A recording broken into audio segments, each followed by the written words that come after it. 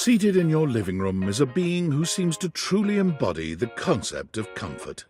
His arms are draped over the back of the couch, his head tilted back, and his eyes beginning to flutter shut. He looks just as though he's about to fall asleep, but when he sees you approaching, he shakes it off, looking up at you with a sweet smile. Hello.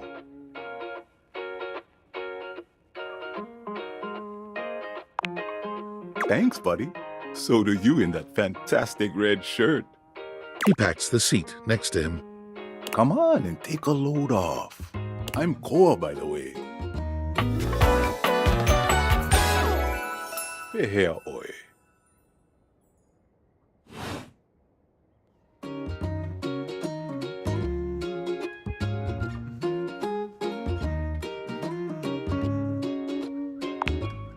You too.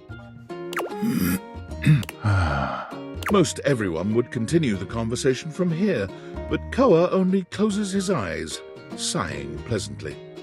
You wait for him to say something, but all you can hear is his quiet breathing.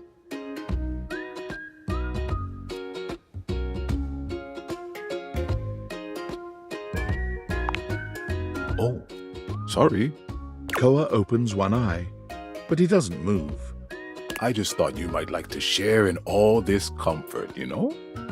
Couch culture is really all about taking it easy together. You know, like, you ever heard people talk about alone together?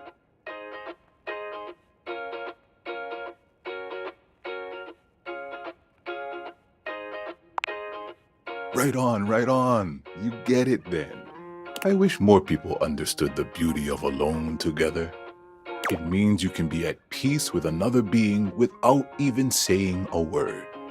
It means not forcing a conversation or an activity between the two of you. It means just enjoying the moment without any expectations. He sighs pleasantly, closing his eyes.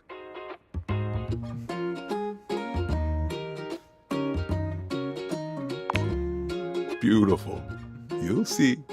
Koa breathes in deep, sighing pleasantly. When he relaxes, the entire room seems to relax with him. You find yourself growing sleepier alongside him.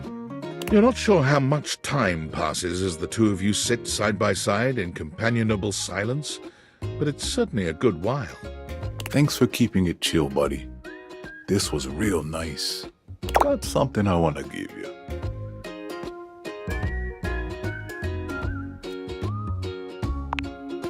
You know it. You know, in couch culture, we're not big on expressing ourselves verbally. We prefer to let our actions speak for us. And a gift like this, it's just a way of honoring our friendship.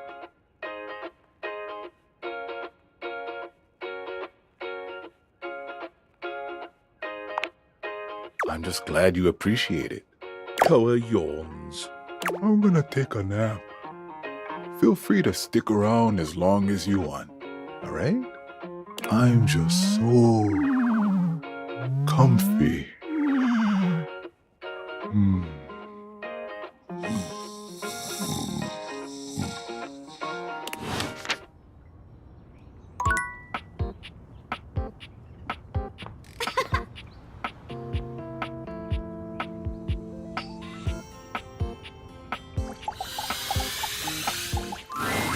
Davy! Davy! Come on, Davy, where'd you get off to now? Davy? I hope he's all right.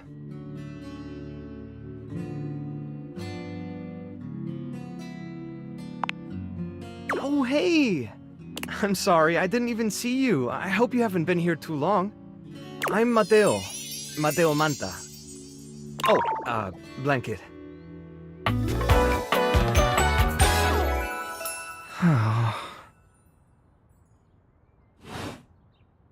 I've just been so focused on finding Davy.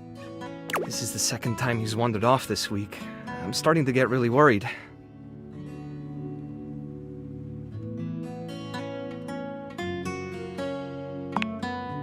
You could say that, though sometimes it feels like he can't wait to get away from me. Davy's one of my rescues, a young knit bull that I found trapped in the office a few months ago. You wouldn't happen to have seen him around, would you?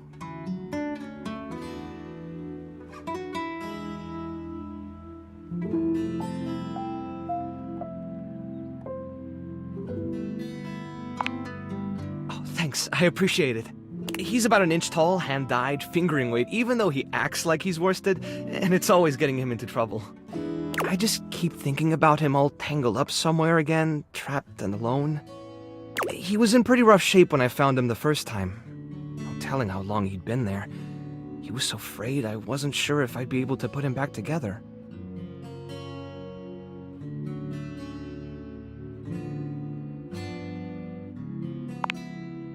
It's hard to say. He might have just gotten lost or left behind. But there are certainly things out there who think it's funny to pull on a tasselhound string, you know? And they do go missing all the time. Unfortunately, it's pretty easy to get away with it. Whatever happened, he hung in there. After a few weeks, he bounced right back and was running around with the rest of the tasselhounds.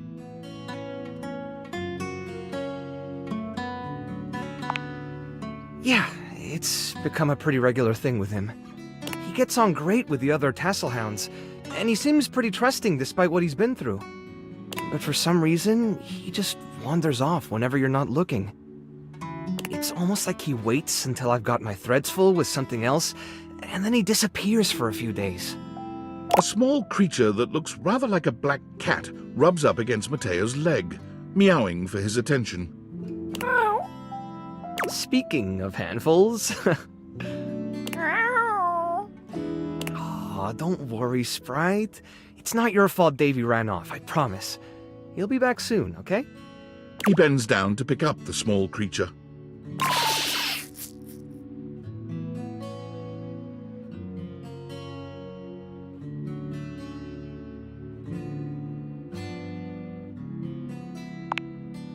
Oh, this is Sprite, one of the first inanimals I ever rescued.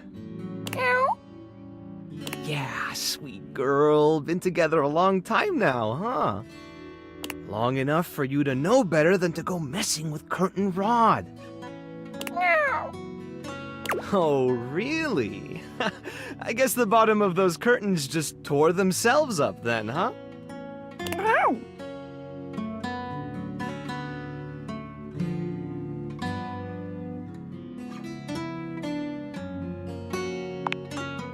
She'll get you every time. I mean, who can stay mad at that little face?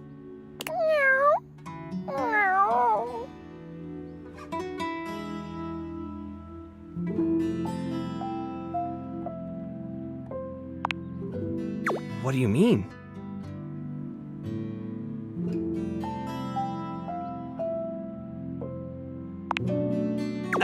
Yeah, and trust me, they know it. Well, I'll be hearing about it from Curtain Rod later once they notice the bottom of the curtains are ripped, I'm sure. Honestly, I think she's just acting out because she's upset about Davy. I was really hoping I'd be able to find him before it got too late. There's still a few more places I haven't checked, but I need to get back to the rescue. Things can really start to, unravel if I stay away for too long.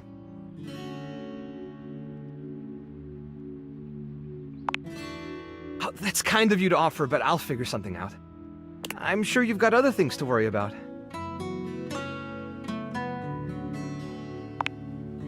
Are you sure? Davy's my responsibility. It's my fault he's missing. I really should have been watching him more closely.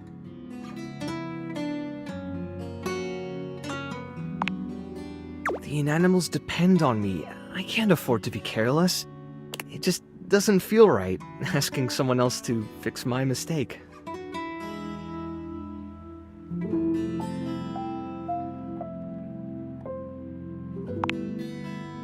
Guilty. I guess I'm just used to being the one helping, not the other way around. And I can't be in both places at once. Alright, if you're really up for it, I do have something you could do. I put together some information on Davy to give to Phoenicia, just in case he didn't come back tonight. I was going to ask her if she'd make a post on Facebook about him and get the word out. But I haven't had a chance to talk to her yet since I was chasing down this little troublemaker instead. Do you think you could talk to her for me? I can give you the packet I made. It's got everything she'll need.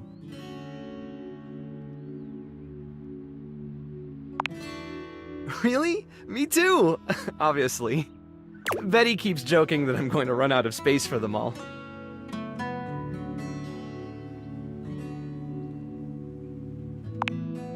I don't know about all that. I'm nothing special. It's just the right thing to do. When something needs help, well, you don't give up on it. Sorry, I didn't mean to talk your ear off there. Once I get started talking about them, it's hard to stop. If you're interested, you could always come by the rescue later and we could talk more. Great. Anyway, thanks for offering to help.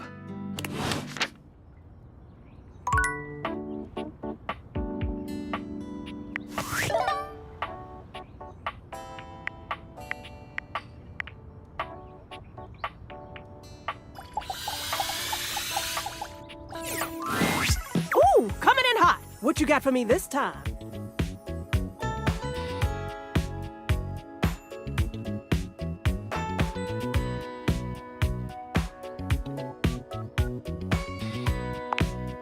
Any other time, I'd love to stop and bask in the compliment, honey. But I'm dying to know the sitch. You've got those urgency eyes. So, what's the deal?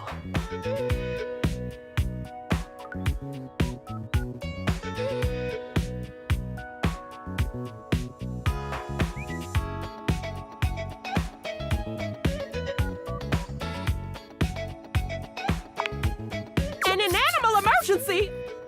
Ah, honey, why didn't you open with that? Who's in trouble? What do we need? How can I help? Give me answers.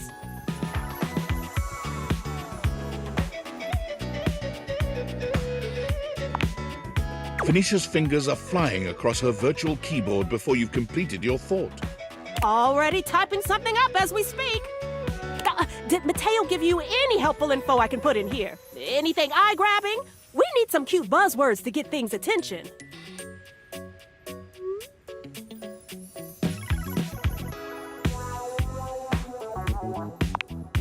Perfect. Leave it to me, honey. Missing in animals are no joke. We'll get this baby home. Ooh, I'm gonna do a live to generate some engagement for the post. I'll let you know how it goes. Check in with Mateo to let him know. I don't think he checks socials very often.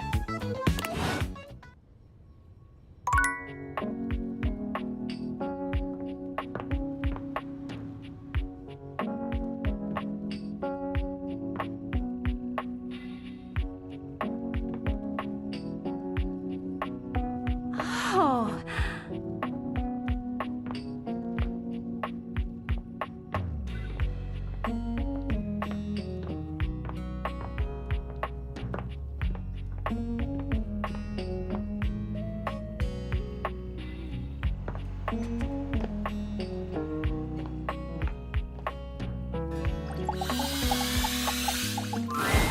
An armored soldier with absolutely haunted eyes claps you on the shoulder, his iron grip jerking you towards him before you've even had a chance to introduce yourself.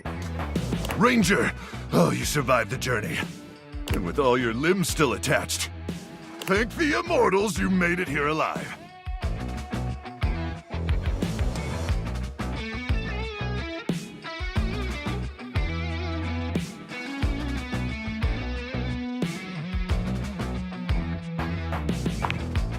He stares at you for a few moments, though he doesn't remove his hand from your shoulder. Oh, I'm sorry. I didn't realize you were a Separatarian. In that case, thank the non-denominational person and/or inanimate object that may or may not be eternal with undefined magic powers who may not even exist at all. He starts suddenly, clapping his hand to his forehead. Oh, and heck, where are my manners? Name's Nukem. Luke Nukem.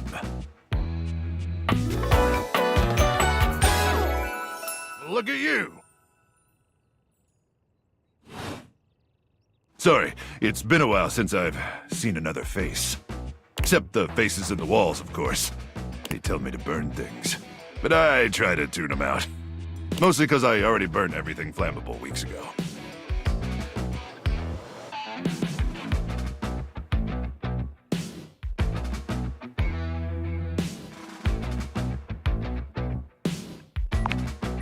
No, my title is Combat Crew Commander. But I did have a great-great-uncle who was a Viscount.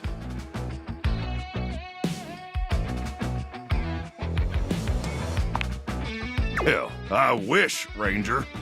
Truth is, I'm just a grunt. That's an acronym. Greatest Reserve Unit notwithstanding Trevor. But Trevor's been missing, presumed exploded a few weeks now, so I think I'm up for a promotion.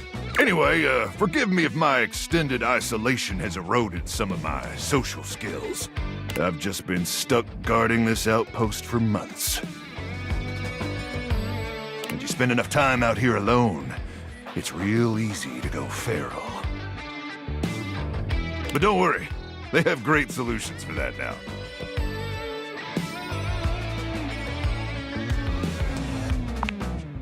Oh, I'm just so excited you weren't obliterated!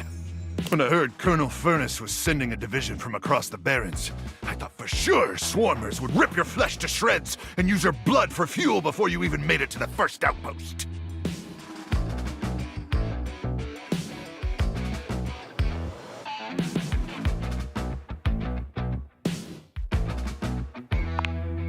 Ah, consumed by the cranial fog, Ranger.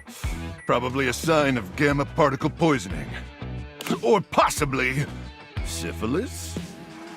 Have you been exposed to any radioactive contaminant zones?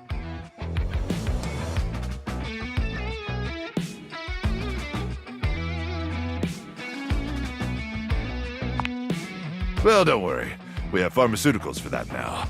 Pharmaceuticals we harmlessly inject directly into your brainstem. Hardly any lethal side effects, even when receiving lethal doses.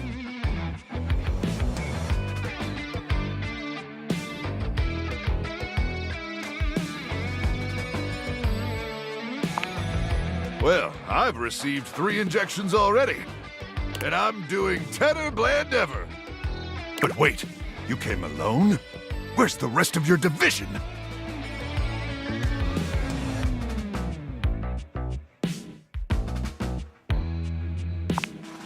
Crook! Ah, swarmers be damned. I'm so sorry, Ranger. May the immortals provide the fallen safe transport to the Underrealm and solace in their everlasting night.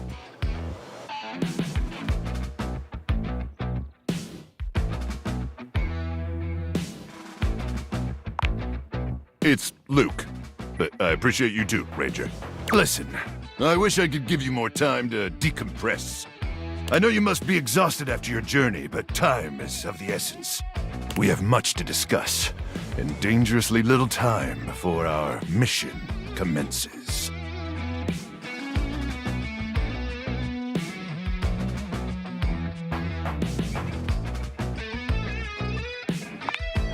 I trust Colonel Furnace briefed you on the mission back at the fortification?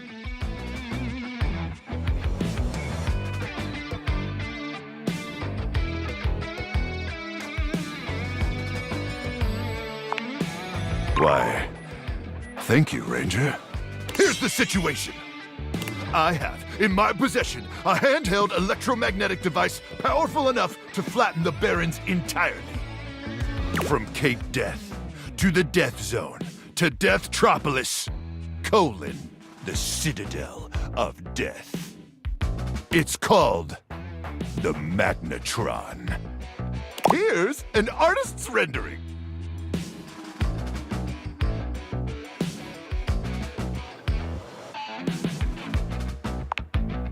Oh yes, I'm afraid the blast zone would completely decimate Deathtropolis in an instant, killing millions. And worse, the fallout would even irradiate the scenic suburb of Deathville. Home of the world's widest asparagus festival.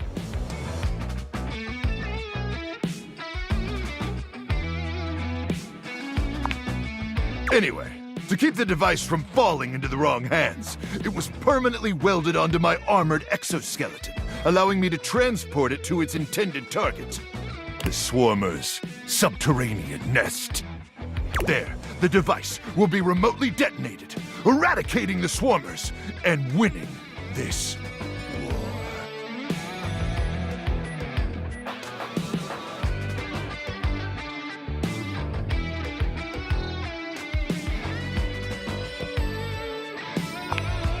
Of course there's a war! There's always a war! I need you to meet me back here tomorrow at 0700 hours. After a light breakfast of irradiated grubs, I'll walk you through your training and our mission objectives.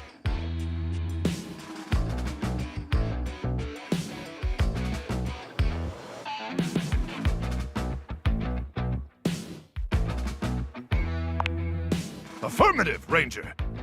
A date with destiny. All right, it's about time for me to begin my nightly patrol. Gotta make sure no swarmers infiltrate our defenses. May the immortals watch over and protect you.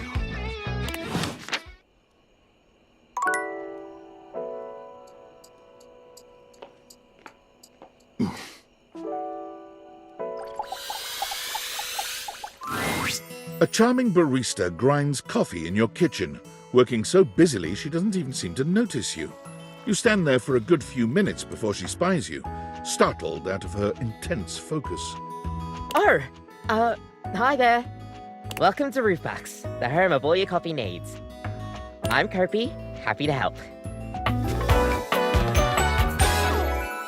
G'day.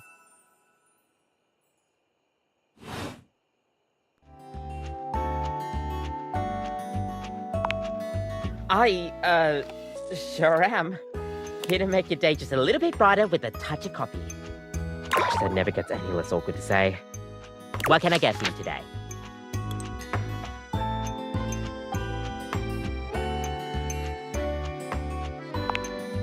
Okay, no problem.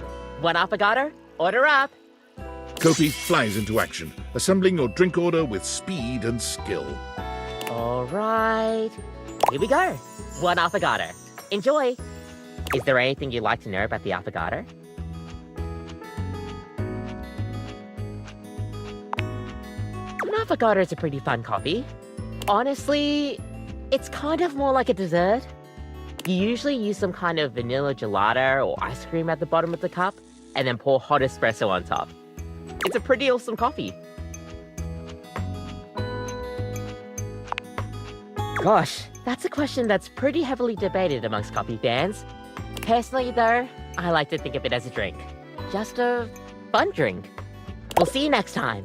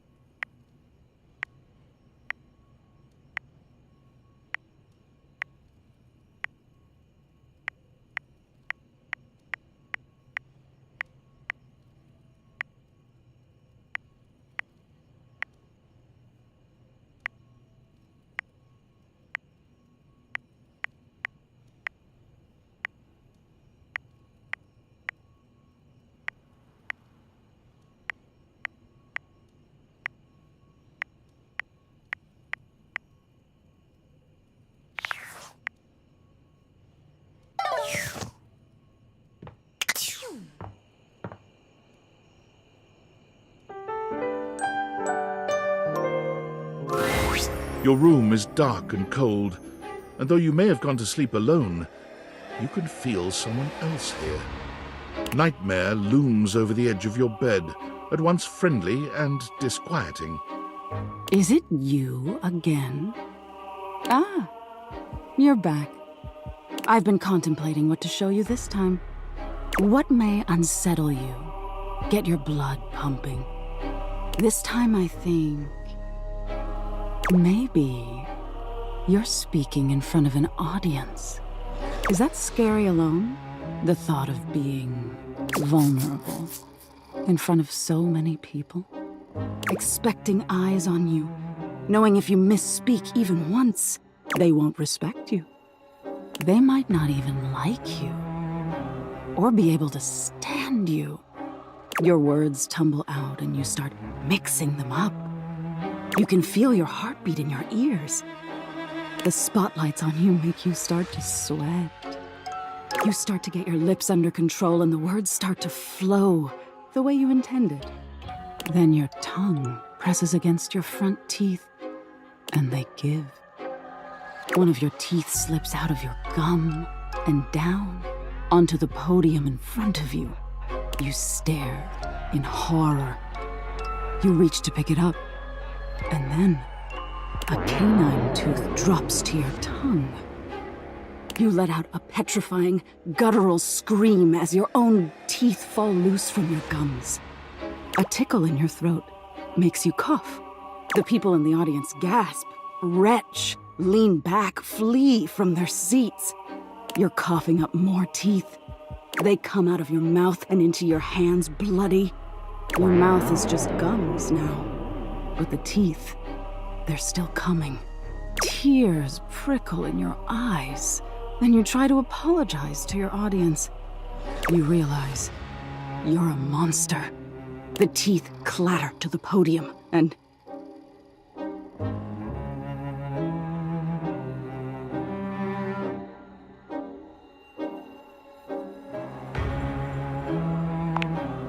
tisk tisk. So defensive. What are you hiding from?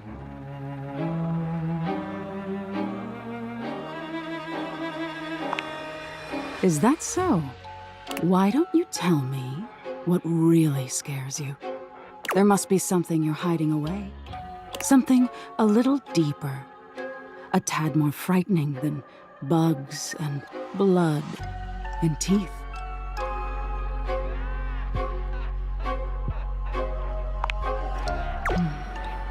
The important thing is, you'll learn from what I show you. Don't you want to conquer your fears? Let go of your insecurities?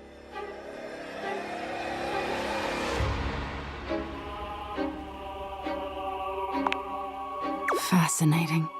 Aren't we all in some way or another? The thought of not being enough, of making a misstep. I'm surprised it would bother you so much. Nightmare takes a few steps back, beginning to fade away as the room grows lighter. It must be getting close to sunrise. Thank you for being honest with me. I will have to think about your answer. Good night.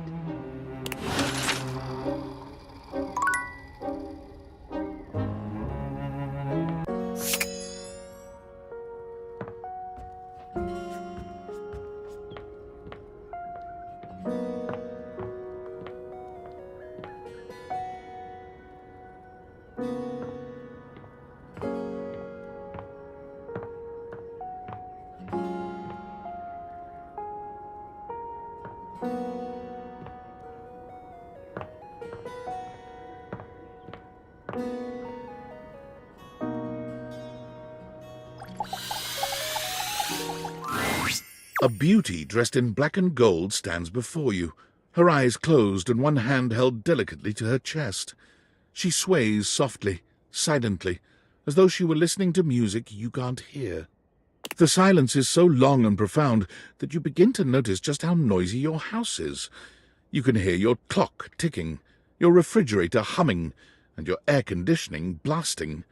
Has it always been so loud around here? The silence persists, and this stranger continues to ignore you, lost in her own world. Whatever it is that she's doing, she's clearly very serious about it.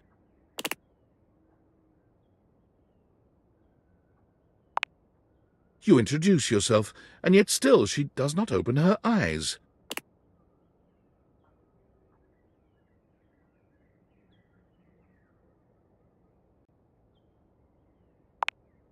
Finally, she opens her eyes, heaving a polite but obviously impatient sigh. Maestro?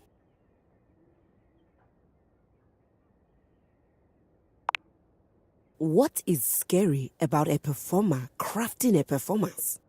It was coming along nicely.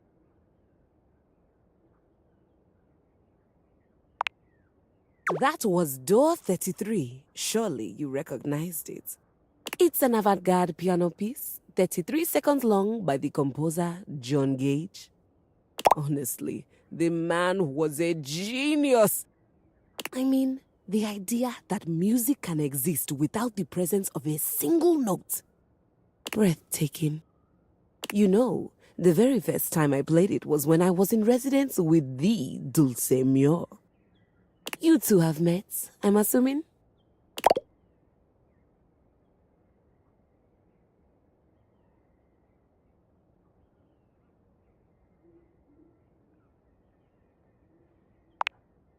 Music? I'm always talking about music. Anyway, our audience that night was completely hopeless.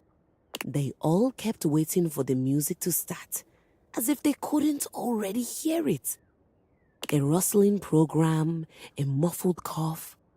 It was all being performed in real time, but they kept staring at Dulce and I like we were the Philistines. Still, it was one of my finest performances to date. It also didn't hurt that Dulce had requested to work with me specifically. I can't tell you just how often that seems to happen. The talent always just seems to flock to me. Speaking of, what is that bizarre little refrain you've been playing over and over as you pass by my keyboard? It almost seems like music.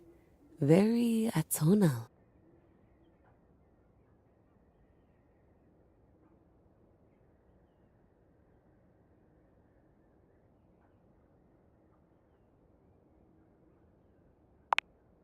I have no idea what any of those words mean. Well, whatever you are playing, I look forward to its evolution.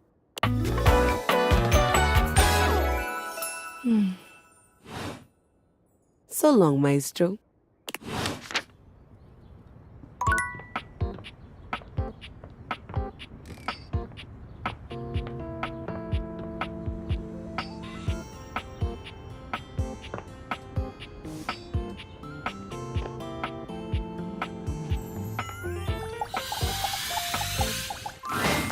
If you didn't have enough on your plate, here comes Lucinda Lavish.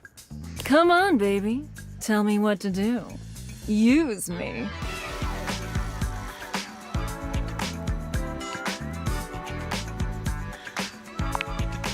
I am forever your Lucinda Lust. Fully formed, undeniably yours.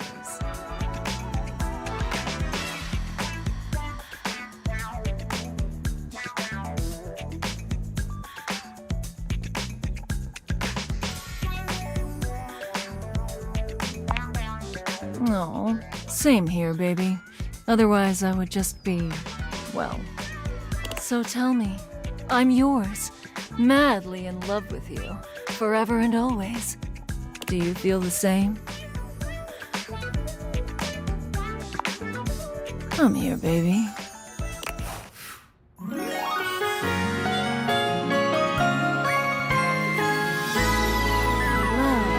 Love you, baby. Since you chose me, I'll give you access to my fantasy chamber anytime you want. All you have to do is come with me on a magic carpet ride.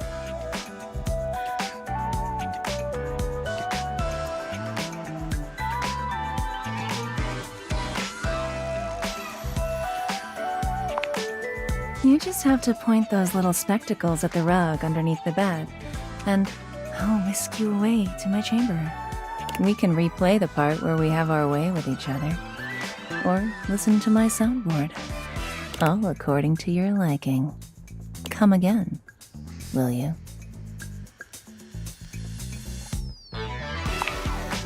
That's right.